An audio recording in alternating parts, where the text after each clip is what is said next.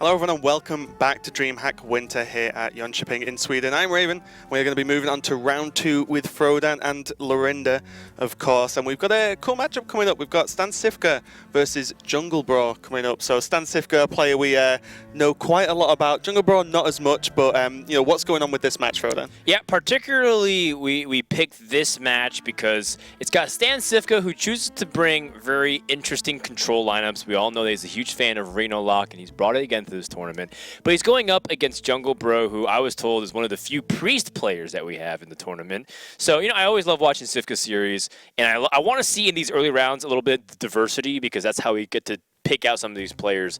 So I felt like there was a really cool opportunity to see if the Priest can actually go far and do well against a really established player. I mean, StanCifka is a great tournament player. Yeah, I mean, you know, like you said, it's going to be cool to see how the lineups go against each other, because Cifka has recently played in a Game Gun tournament and he did pretty well, and he brought a very, very strange lineup overall, so it'll be cool to see if he does the same again. But we can see Jungelbror's lineup there. Obviously the Priest, even the Hunter, isn't really the most standard of picks at the moment in this tournament at least. And then the Warrior, obviously a lot more common. Shaman Band, of course. But, you know, what do you think, if you could guess, Lorinda, what style of Priest do you think it is? Because there's been like a resurgence of Dragon Priest recently. Well, I was trying to guess how he got access to the new cards for this tournament, to be honest. It's like Potion of Madness out of nowhere. It's like, wait, that doesn't come out for like another couple weeks at least. If I had to guess, and I haven't seen the list, I'm going to guess that it's a version of Bunny Hopper's Priest that RDU helped popularize as well. Bunny Hopper got top 10 legend. RDU went 11 wins and 10 wins in Brawl with it. So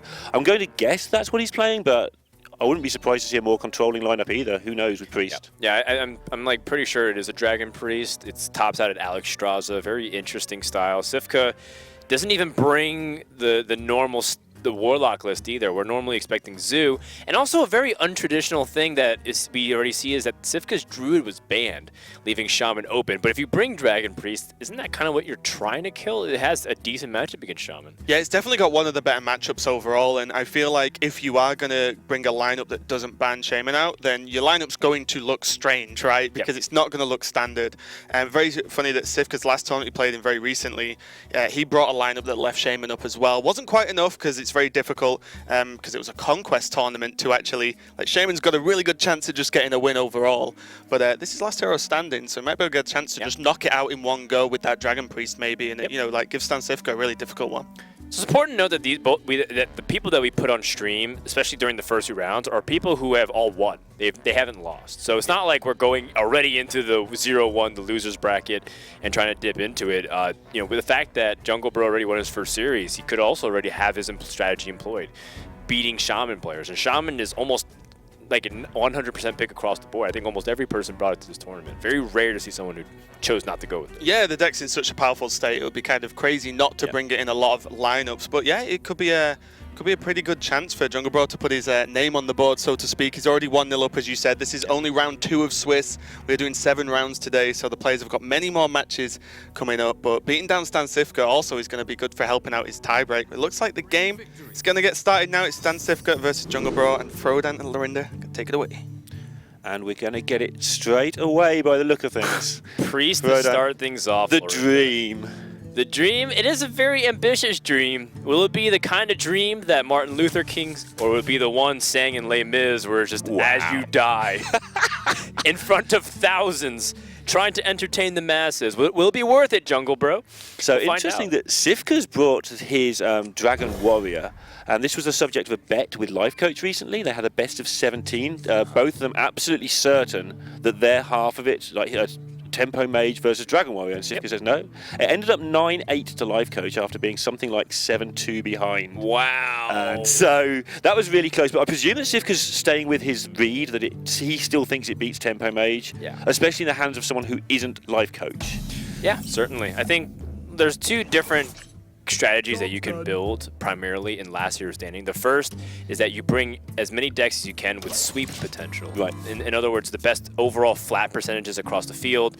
You want to bring something very polarizing like Freeze Mage, which is built to counter one kind of deck but then gets countered by another. But that is the other type of strategy where you can try to build a web, a decision web or tree where you feel like if my opponent brings the expected strategy. I have this deck to counter this Right, deck and to you win counter, and then he counters 3-2 mine. every time and Right. stall every round out. Yep, precisely. And that's a strategy that I think RDU actually was doing really Right. well in Dreamhack Summer when he was able to become the first person to ever win 2 Dreamhack Summers. So a job well done to him. Going into this first game, Cifka chooses to bring a Dragon Warrior with N'Zoth's first mate. I know that card's been starting to get cycled back in. I know some people are also feeling like Curator isn't the way to go with Dragon Warrior. Why do you think that is? I'm feeling that with the amount of Zoo that's back in the format, Zoo, I think, is almost the most common deck that is played. I mean, there's Druid and... Because Shaman doesn't get played, so Druid's the only other one. So the amount of Zoo in the format, you have to really be willing to challenge that board on turn 1, and this gives you a way to kill a 1 health minion and put something on board. I think that's probably one of the reasons. There's a lot less grindy matches now than there were, so Curator's incredible in a grindy match, but...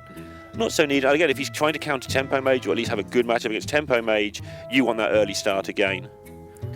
It's really fascinating that Jungelbror decided to start off with Priest. I think he was anticipating Cifka probably beginning with Shaman, and that's the matchups that he wanted. I think as we saw with RDU and ECOP making a lot of really strong heroic Tavern Brawl runs with Priest, they were hitting matchups with Shaman a lot, and they had a very high percentage win rate.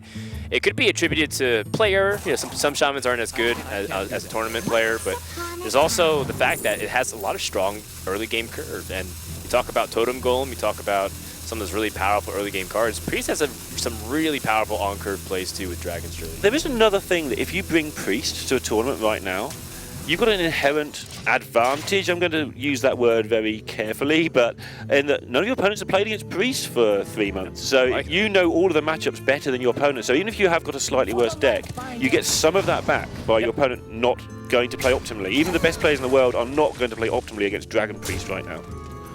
So a couple of things have been very interesting so far in this game. The first, that Cifka choosing not to attack at all with the weapon, despite the fact that he had Fiery War Axe in the opening hand. And I think a lot had to do with the Alexstrasza's champion, leading to almost any optimal turn 2 play from Jungelbror. And Jungelbror also chose to play another side of Historia because of that threat of the Alexstrasza's champion. And I think he can make that read because Cifka didn't attack with the weapon. Yeah, and again, just to stress, this is the round where people are on 1-0, and Jungelbror's on the same team as players like Wampy and Team Insomnia, so he's not some guy that no one's heard of. He is a proper Hearthstone player. Before, just because some of chat may not have heard of the guy, well, chat, you're wrong. He's been competing for a while. Yeah. So it might be the new person that you see immediately in front of you. He doesn't necessarily stream a lot. He doesn't have as notable results, but he's definitely been a guy competing for quite some time. So it looks like Cifka just has a pretty straightforward turn 3 here, coining out the double Twilight Guardians in successive turns. It's very devastating unless Priest has that Shadow Word Pain. And this is the problem, is that Priest has no comeback mechanics at all. This is why Priest has drifted out of the meta since Light Bomb vanished. There's many other reasons that people highlight, but the main one is you get in this position and what are you supposed to do? That attack is very interesting from Cifka, specifically into the Blackwing Technician. What do you think about that? Yeah. I'm trying to work out exactly what that sets. So I guess it means that if it trades into the 3-6 for any reason, or if it heals up, if he can't afford to heal up, if it heals up, Cifka just wins because of the tempo involved. If it then hits into the 3-6, he can finish it off next turn. So I assume that's just he identified that as a break point in the health total. Yeah, it does match up pretty nicely if you choose to heal the Blackwing Technician because of 3 health. He has a lot of things with 3 attack, or the Fiery War Axe, or the Twilight Guardian. And it kind of makes Jungelbror into a position where, like, if he does trade and he's not able to kill it or play a taunt, then he has the N'Zoth's Rusty Hook to kill it over 2 turns. Right. So, like, say you don't use your hero power, like if he plays a Midnight Drake on curve here, then he loses that. So he either forces the 2 mana to be played, or he forces a minion out of hand. I just cringed a little bit. I did a double take onto Harrison. Like, this is a card that I think is a really good choice in the current meta because everyone stopped expecting it. Meta goes in cycles like that. So people, Sottle and I saw a game earlier where Gorehow was being played, and I mentioned that no one's playing Harrison. So I think that bringing Harrison today is probably a good call. Yeah, I think Harrison's a very powerful call when you know Shaman's up, when you know Warrior's up. You're most likely banning Shaman these days, but if you choose a ban Druid strategy, it makes sense. You're eliminating the classes really that can that can get away with it. Only Warlock and Mage, and even then, there's times where it becomes useful against Warlock. Like if you match up against StanCifka, who brings Reno Warlock and has Dragons. Oh, right, that's usually your win sometimes condition to... you're usually 8 cards ahead. You've got that spare. Yeah, it's good. This is now suffering from that previous turn. He's had to heal up, or he's chosen to heal up, and defended Cifka, but Cifka's got a lot to decide here. Lots of ways to get the absolute max out of this turn. Yeah, I think there's a board clear available to him if he uses Ravaging Ghoul. It is off curve though, and it does feel a little bit wasteful considering that next turn you're coming up on 5 Right, mana. you'd waste another mana next turn. So it's not Right. just being off curve, you're actually wasting 2 mana, which is a lot. But it does look like a powerful turn. He's going to do the bits he knows and work out the rest of the ropes burning. I think it's better just to play the Dragon because 5 mana next turn with the Ravaging Ghoul gives you a pseudo swipe effect in a way, like Fire War X plus the Ghoul. It's not exactly as clean because you can't always direct your attack where you want to. He also opens up space for that War Axe to get its use before the end of the game, so just using everything he could there resource-wise, not wasting a mana, not wasting a weapon, that seems great. The other positives too of this type of line from Cifka is that he can also choose to be aggressive with the with the Draconoid Crusher. Right. If his opponent had a weak turn. And you just want to set up these possibilities against Priest, because Priest can falter with its hero power, like sometimes it's not really doing much. And then you can set up like this huge 9/9 that warrants a Shadow Word Death or Entomb. It's going to be really interesting the next turn or two to see exactly how Cifka does it. The Korkon Elite yet again making mana curves a mess if he wants to use it. And he may want to use it. There's some pretty good trades available there for it. Yeah, I mean, I see the fact that he can use the Ravaging Ghoul and the Zos First Mate with the Fire War Axe, and that's pretty much just clear. Yeah. It just feels super clean. You get to put your opponent down to 14 with the rest of the attacks. And Bookworm's going to be just a little slow by the look of this. It's going to be a mini comeback, but Cifka's just got such a dominant position right now. Yeah.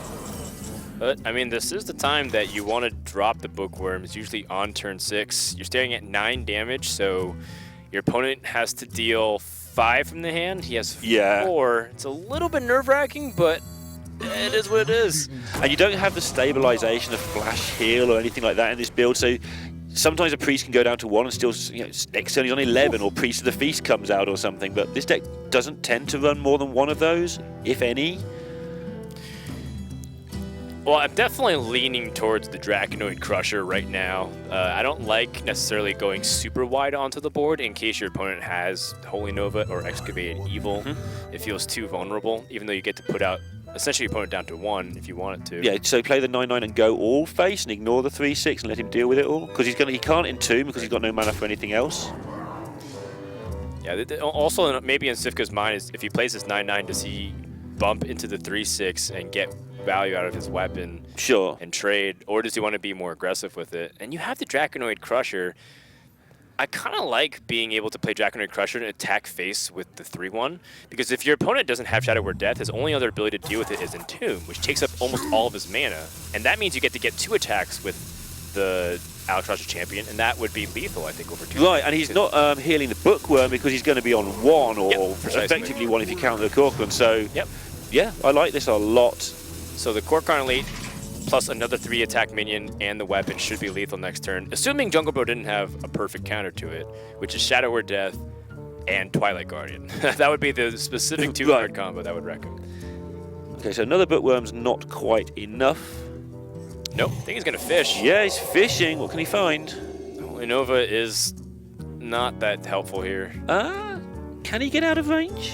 He can, but I don't think he knows that he needs to avoid 4 more. Yeah, it is in his mind. He's dead to just anything with direct damage. Alexstrasza's Champion, a Korkon Elite, and Dragon Priest falls, and so do our hopes of this deck doing a lot. I was actually kind of hoping Jungelbror would take off with this strategy here. Draconoid Crusher of hopes and dreams, Frodo. It's just ruined our evening. It's an interesting gamble. It really is. The fact that he brought Priest, but not only that, but also the fact that he chose to lead with Priest. Yeah, I thought maybe he'd brought it as a deck that's going to be as close to a 1-and-1 deck as possible. Just do a job in the middle of the lineup and just just get rid of a specific deck maybe.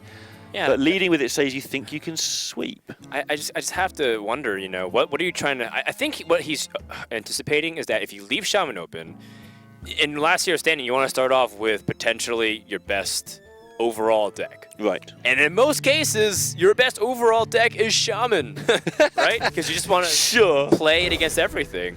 So I think Jungelbror gambled on the fact that StanCifka would start off with Shaman. And I think StanCifka made that read because he knows that something's up. And yeah, went for it. The other thing is when you leave Shaman up, I was talking about this with Sottle earlier, when you leave Shaman up, the Shaman you face isn't normally a mid-range Shaman anymore. It can be a mid-range Shaman. It's going to have a lot of tech and weirdness in it because you're only getting to play your Shaman if the opponent's doing something weird. So you try and counter that weirdness from the start. Jungelbror exploring a little bit, putting on his League of Explorers cap. Now, one thing to note is that Jungelbror looks like he's playing a face shaman. Oh, sorry, a face hunter. Face shaman. Wow, that's shaman's changed. Yeah, he's definitely gone through some evolutions over his time. It might look like he's playing the aggressive face hunter, but he does have a couple of twists. Like for one of them, for example, he has Barnes in this face hunter. Interesting. It's very, very interesting. So what's he looking to get? Just the extra point of charge, like Barnes with an extra ball? Which would be confusing in itself. Right. You might as well just play a charger if you want the charge damage. Yeah. Secret, you can get Secret Keeper. I mean, he tops out at Leroy. But I was going to ask next. But he play has high a main. Yeah, it's not like he has a Sylvanas or a high main. So is that maybe something to get against Zoo, where you're trying to just get anything on board? But there's probably other ways of doing it. But anyway, interesting. StanCifka testing for cat trick, sees that it's not. He would love an easy trade, but if it was not only snipe or freezing trap, it'd be very devastating. Honestly, even snake trap would be pretty bad to deal with too, because you play the Kor'kron and all of a sudden these 1/1s come out for an easy trade. So Twilight Guardian, on average, just deals with the secrets better. And he'll find out too that snipe comes out, ends up being the least damaging, because so many of his other minions die to snipe. After Drake, Fierce Monkey, Kor'kron Elite. And if this isn't snipe, which we can see it is, you can just leave that there, so you don't have to worry about freezing, etc. as well. You can just leave the guy there and say, I'll work out what it is later. Yeah. But it is snipe, and now everything is cleared up. And this is one of the downsides of when you do play this face hunter deck, which is really good against Shaman, by the way. Yeah, well, that's another thing very good against Shaman. Yeah, very good point, Neil. Is the fact that Jungelbror has a very clear vendetta against Shaman. Shaman is public enemy #1, so he had the hunter to potentially kill it or the priest to potentially kill it. Assuming that worked out that way. Now, StanCifka attacks into this Leok, and that might look a little confusing given that he has, Kor'kron Elite and he has other ways to snipe at the following turn. But I think he's really hesitant about just assuming Jungelbror's an aggressive hunter. He could easily be a mid-range hunter with Houndmaster, and that Houndmaster would have been devastating if it landed it and made it into a 4/6 taunt. Yeah, and just would have made it 4-3 this way around, of course, which means that he's still got it covered. Yep. Just excellent work there from StanCifka, who is, of course, one of the best players in the world. He's had 2 great results at Dreamhacks this year already, so reached the semi-final at Dreamhack somewhere, Valencia? Bucharest. I think he reached the final at Bucharest. Oh, you're right. Well, he also made the semi-final. He made a final semi somewhere else, so he's having a good year at Dreamhack. You got to get to the finals through the semi-finals. Sure. Checkmate, Atheist. I lose. I lose again. Huffer is sort of what you want. You get to play very aggressive. And the nice thing about Dragon Warrior is that they're not necessarily known for their life gain, even though they can through their hero power. So you can count your damage. If Jungelbror wants to use Quick Shot here to preserve his Huffer, he gets punished by a Blackwing Corruptor. And that's going to be something that you just have to calculate the odds are, and I think the odds are in his favor. You don't normally keep Blackwing Corruptor at all, so the chances of your opponent having drawn it, and given that your opponent's also played pretty aggressively on the curve, well, that's interesting. Oh, that's really interesting. Do you have any opinions on that? One opinion is it's going to work out badly, whether it's right or wrong, because StanCifka hasn't got a single spell in hand, and Dragon Warrior not even playing Execute a lot of the time now, so I'm not quite sure what spell he was expecting there. Maybe it's a bluff, maybe it's you can't kill my... Maybe he's just hoping there'd be no attack in there, just bluffing freezing. Yeah, I think he was trying to go for a bluff move, but your opponent already showed that he used coin. So it's not like you're trying to catch the coin. A lot of times when you play Cat Trick early on in the game, especially in an awkward moment, is to catch value off the coin and deny your opponent ever ability to get tempo from it. So that's one option, but it's already been exhausted. And then the second thing is that the bluff wasn't wasn't that useful because Cifka needs to kill that Huffer either way. Anyway, so he has to attack So whatever. he's forced to attack into it. And you quite often want to get that secret Right. out of the way before the weapon comes out as well. So sometimes you just proc it just because. So It does seem a little confusing. And that Fierce Monkey, by the way, is doing work.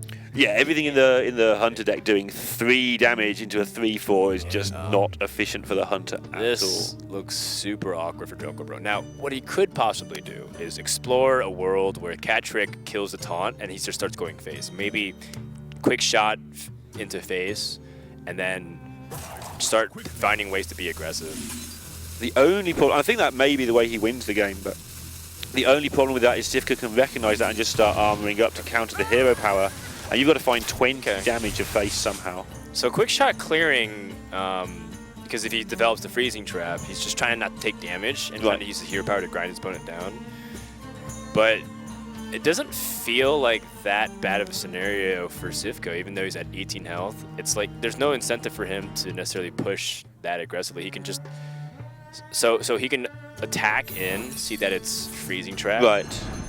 and then either push the tempo with like replaying some of these cheaper minions, or just like play the 6/6. Yeah, I think you just play the Very 6/6, then you defend it with your monkey next turn and hit for 6 at least twice. Or you can, I mean, your opponent just showed that he's freezing trap, and you're pretty sure that's Cat Trick by now because you've attacked minions, you've attacked the face, no explosive, no bear, no. You're probably thinking, but no it snake can't trap. be Cat Trick. Like, our opinion was, well, you wouldn't just play Cat Trick there. Yeah, So it's not snipe, it's not misdirection, so it could just be Korkron and charge the face with hero power, like just put the 4 damage now. Your opponent just used quick shot to clear. So maybe he plays around Dart Trap here. I personally like either playing the 6/6 or the Korkron Elite. This is a very safe play from Cifka if you just go for the smaller minions. It's almost that I'm not quite sure what you're doing, so I'm going to split the difference play. This is never very wrong, so let's just do this and find out what's actually happening here. Yeah, I mean, being able to put out the Frothing Berserker is also very threatening for many reasons. I mean, that thing can accelerate the clock by a couple turns. So I don't think this is necessarily poor either. Back in Jungelbror side, he picks up a combo with Leroy Jenkins and Unleash the Hounds. Yep. But that's not necessarily what he can play this turn. It's a lot of damage next turn, though. That would be 11 from hand at the moment as it stands. 10 from hand? It'd be 10 from hand as it stands. Yeah. So he can try and set up a world where that does win in the game, maybe on turn 9 or 10 if Cifka overextends, but looking difficult with this hand. Yeah, if you can count the 4 damage in hand, if you Leroy hero power this turn, you set your opponent down to 10, and then you have Unleash, Kill Command with the cats the following turn. I think your best chance is to just go for this aggressive play. And I don't mind this at all. Like, Jungelbror just says my best chance to win is through this. Cifka already pretty much knows it's Cat Trick though, so he's going to do everything in his power to not activate it. That Twilight Guardian seems like a pretty big draw. I think the consequence is about the same because he had Fierce Monkey anyways. But this is the advantage of what Cifka did the previous turn. Right. The fact that he can play super defensively with this, like, hide behind taunts, hero power, and still put the opponent on a big clock because Frothing Berserker is so threatening. So he has a decision to make now whether he thinks he's going to die next turn if he doesn't put up the taunt, or whether he can just set up next turn lethal with a Korkron Elite. Obviously he's looking to do both, but he's going to have to check the math on that because 18 is quite a lot to do if he doesn't attack with a Korkron now. Yeah, the problem with it is that he has 12 power on board, plus the Korkron Elite. That's only 16. Right. So he's going to be short a couple points of damage. So that's why he wouldn't have wanted to do this, but also he probably feels he just doesn't lose this and he buys the extra turn anyway, so he feels this is fine. So now the question becomes if Jungelbror feels like he has to play defensive here and Kill Command defensively. How do you actually win in that position? You probably can't. Unless there's a way you can do it next turn. Something weird like hitting the monkey now. I think that accelerates your clock too much that you kill yourself. You might even just set up weapon, hero power, and then pass, and then try to go for an Unleash, kill command next turn. Yeah, you definitely kill yourself if you do that play that I mentioned. 12. But anything that kills the monkey just buffs the frothing almost the same amount. See what he goes with. If your opponent played, oh, he's gonna play Unleash now this turn. Okay. So he's basically saying I'm dead to any bits of damage here. Right, so he worked out he was dead to any Corkin Elite anyway, so he played as if there's no Corkin Elite in hand, set up the lethal, and it's not going to work for him. It makes sense that he was trying to draw into another spell, basically. Yeah, I think definitely Jungelbror was trying to be as aggressive as possible and like said, if you have any damage, you got me. And I think that maybe has a higher chance in him drawing direct damage, but I think even if because he already plays his most expensive cards. Yeah. So if he drew another kill command, if he drew a quick shot, Maybe I think there's a chance shot? for lethal still. I think another quick shot. If you set up weapon and just pass with hero power, you put your opponent to 10. He hero powers up to 12 at most, and then you have. And that's if he hero powers, which I mean he's going to, but yeah. Then you have 5 direct damage from the kill command plus 3 from the bow. Yeah. And if you're able to get 4 hounds to the face, that's 12. And so if you drew another kill command, or if you drew another quick shot, another hounds, maybe there's 2 in there possibly. Right. So if you held it. So yeah, he gave himself some outs there. It's very close. Gave himself a way to win, but the Dragon Warrior is rumbling on. This has turned out to be a pretty one-sided series, and I was hoping for Jungelbror to be able to have. Oh, nice apple. Shout out to Cifka. He's losing the fruit meta game. Cifka's switched from bananas into oranges, and it's just ruined the apple game, I think. Ooh, look at this. Cifka already putting his opponent on the read. You know, saying that I don't think you're playing a dragon strategy. I think, I'm just going to throw away this Nazas first mate and try to go for more powerful turns. I like it. Most people assume, it's a one-mana minion. I should just probably play it on turn 1. I'm not doing it anyways. But it's the same concept as Zombie Chow. Sure, you could play it on turn 1, but is it playing towards your win condition? I think you'd rather have more powerful cards. Yeah, and that's what he's gone with. He's read correctly, obviously gone through the lineup, worked out what he thinks his opponent's at. And this is something that may be going on in some of those turns where it's a fairly easy turn. These players use their 60 seconds for other things sometimes, and that's one of the other things you can be thinking about. Eating fruits, for instance. Choosing which fruits to eat. I feel like Dragon Warrior is very underrated in this matchup. A lot of people just assume that Control Warrior is better because it's slower, you have the proper removal. Purifier War Axe kills their 3/2s or 3/3s. But I do feel like it heavily depends on the removal of what that warrior has at the time. Very similar to Zoo versus Control Warrior. A lot of people might assume like, oh yeah, you have Brawl for this, and you have, Bash for that, and Fire War Axe, but it's not always as clean as you might think. And Dragon Warrior can get off to a very fast start, to the point where you can't really keep up with it, because Warrior is very good at removing one thing at a time. Right. If you get one minion ahead of it, like a Flame Imp, for example, or a Fairy Dragon that can't go answered, because you're one minion ahead, you're going to be constantly sneaking in that damage. So Cifka having this Fairy Dragon on turn 2, and then consequently Jungelbror not being able to answer with Fire War Axe, might actually be the biggest impact of the early game. I mean, there could be, even if there could be 6, 9 extra damage here. And these ones are usually settled by 3 or 4. So we also saw earlier that Cifka does have Curator in this deck, obviously given away by the monkey there. So if he does start running out of steam, the Curator is there late game for a bit of a buff. So he's in a good spot. I mean, he's definitely afraid of Fiery War Axe. Yeah. So if he chooses not to play a minion, it's because he's afraid of it. But I don't like living my life in fear. Lorinda. I like grabbing life by the balls and just going straight for it, or by the horns. Excuse me. That's fine. Yeah. Grab life however you like. Thank you for giving me freedom of choice. Europe is so open-minded. I love it.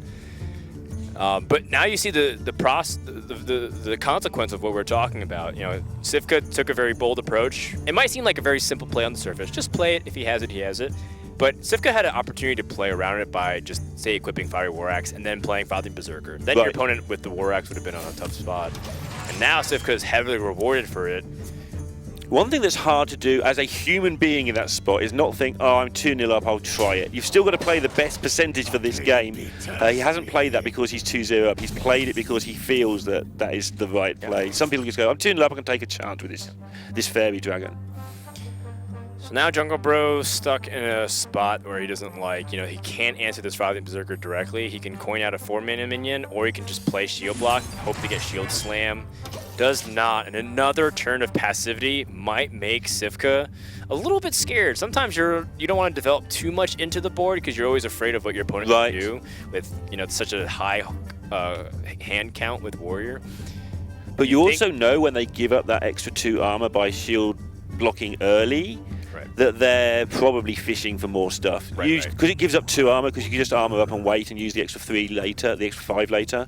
It's usually a giveaway that go for it now, you're good. Yep, precisely. So, StanCifka has 2 options, primarily, is to take the turn to develop the weapon, which is very weak to Harrison Jones because his opponent has access to the coin. Or he can play Ravaging Ghoul, which makes him vulnerable to his opponent's Ravaging Ghoul because it helps clear the board. Right. So, you know, his situation's a little bit awkward. He has 2 Ravaging Ghouls, though, and I think if your opponent plays Ravaging Ghoul, he would have to coin execute. Sure, I think you like this. Well, you don't mind this. And the other thing is, although I don't think StanCifka can make this read of this player, the Ravaging Ghoul is not in every Control Warrior at the moment anyway. But we've seen Priest, so anything's available here. Okay, so chooses instead of weakening his own board, chooses to develop the War Axe, get that damage in. If your opponent has the Harrison, he has it, but at least he spends his entire turn coining it out. And then I can answer it with Ravaging Ghoul the following turn, so I like the logic there. Jungelbror still not picking up very clean answers. And he needs to start getting some of this stuff on the board. Like, his hand, forgetting mana considerations and things like that, his hand is good enough to get him out of trouble. He's got to find a way that gets his hand played before he dies. He doesn't need more cards. He doesn't need anything like that. He just needs to find a way to get these cards doing their jobs quickly. The fact that your opponent has a Fire War Axe up also makes his Tauren just seem that much worse. Right, the whole thing just doesn't look nice. Yeah. Even Elise is just not a particularly useful shape for you right now. And this is what we're talking about. Dragon Warrior might seem like it's unfavored on paper because, you know, if the Control Warrior has the right tools and the right answers, it can, but sometimes they don't, even if they try to mulligan hard for it. And you don't want to coin out the Ironforge portal, which would be a gambling option, because then you're stuck with your Gorehowl just never coming to play. Your dream here is getting to turn 6 in some sort of not dead position and start to Gorehowl things away. Jungelbror had a lot of potential draws that could have helped there, but that's definitely one of the good ones. Twilight Guardian is very annoying for your opponent to deal with, assuming you kill Elise Starseeker and start pushing. I wouldn't mind playing the Twilight Guardian and then trading into Elise because you limit Brawl's potential to destroy you. If you go face with both Fairy Dragon and Fathering Berserker, you're almost setting yourself up to be disappointed with the possibility of Brawl. And you know that there's not a 5-mana option that destroys this Frothing Berserker? Yeah. Because it would have been played, so now you're thinking, what 6-mana option? Well, the only one is Sylvanas, which is really slow in this position, so really slow. Double trading to Elise, hit for 4, play the Twilight Guardian, yeah, and then you know you're doing probably 5 or 6 more, for 5. You know you're doing 5 more next turn, and that's if he has Sylvanas. If he hasn't got Sylvanas, you're just going to destroy him. Yeah, I like that the most. I wonder if StanCifka sees an opportunity to just be aggressive. Sometimes you're like, well, I don't want to miss the 6 damage. I can just go face with it. But you get 3 of it back as a bonus anyway. Oh, okay. This attack implies that he's going to just go face. Okay. If you have Brawl, you have it. And it is not Harrison Jones. But the thing is, even if you get Harrison Jones, you still have to deal with this board. So that's another thing, too, that's probably going on StanCifka's mind. Oh, he's 1 card off. So 21. StanCifka, how much damage can he do with double Ghoul here? The answer's a lot, but I'm not sure how much a lot is right now. It's a buff of 10 to the Frothing. So that's 16 available if he wants it, but obviously that would ruin his own board, so we won't see that play. We might see portions of it, though. He has 18 damage this turn. 18? No, sorry. The 19, because the Ravaging Ghoul counts as another one, too. Oh, the second, yeah. You attack with the dragon first, and then the second one it would die too. So I count that. It's 19. It's definitely 19. Which doesn't sound bad. 19 damage. I think he might play 1 Ghoul because it makes your trades really nice. Yeah, you trade it and you lose 1 damage, not a big deal. Because it gets +2 from the Frothing Berserker. Yeah, this is just nice, I feel, here. And then you could also play the monkey behind this. Unless you want to play the second Ghoul. He's definitely considering playing the second Ghoul now. Yeah, I think he's going to. Okay. He is. He's going to clean up and attack for a lot. That's the official term. Yeah. So the maximum damage was 19. Choose to go for 15 instead. This is just so much better. Yeah, He's cleared the board and just 4 short, which is the same number of turns, which is what this game is about. Well, the Baron Geddon is certainly an interesting proposition because you put yourself down to 4 HP with 3 on the board. Your opponent only has to deal 1. But your opponent just probably doesn't have to do much. I mean, here's the sick thing of all. Jungelbror has life gain options at his disposal, just no reliable way to remove things. So if he's able to weather the storm with Baron Geddon, then he'd actually be in a good spot. He has Ironforge Portal, he has Shield Block. He's counting his opponent's outs here, like you can see him on his fingers just... It's too high. I think that is the only play, though. It's the only play is just to... It doesn't kill me and it clears the problem up. Let's see how I die to it. You know you're in so much trouble. Yeah. Okay, he's going for the Brawl. Okay, Brawl on average needs a 3-attack minion. It gives him the flexibility to coin hero power as well. Okay. Okay. So coin hero power. So instead of being dead to just Fiery War Axe, he's dead to... Not much, as it happens. Really. Yeah, to be fair. I mean, he could have died to Fiery War Axe, Blackwing Corruptor, Core Corner Lead, Alex Josh's Champion. There's just way too many outs. We know he would have survived. But yeah, exactly. But, you know, it's so much easier to be in our position. And this might just be the curator to not just to make the board better and fill your hand up, but also to thin out the deck to get closer to those extra war axes for that extra stuff as well.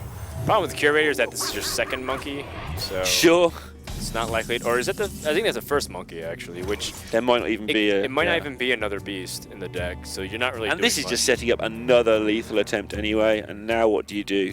Is it Ironforge into something really good turn? Shield block and get your shield, second shield slam. That'd be nice. So I guess you shield slam one of these minions, and then you can't play the Festatorn behind it either. Just a product of just not being able to spend mana very efficiently. This shows how important, by the way, those extra pieces of damage you find here and there are, because even though this game has been looking over for some time, he's still not dead. He has that armor gain in hand. And he's only just about going to die.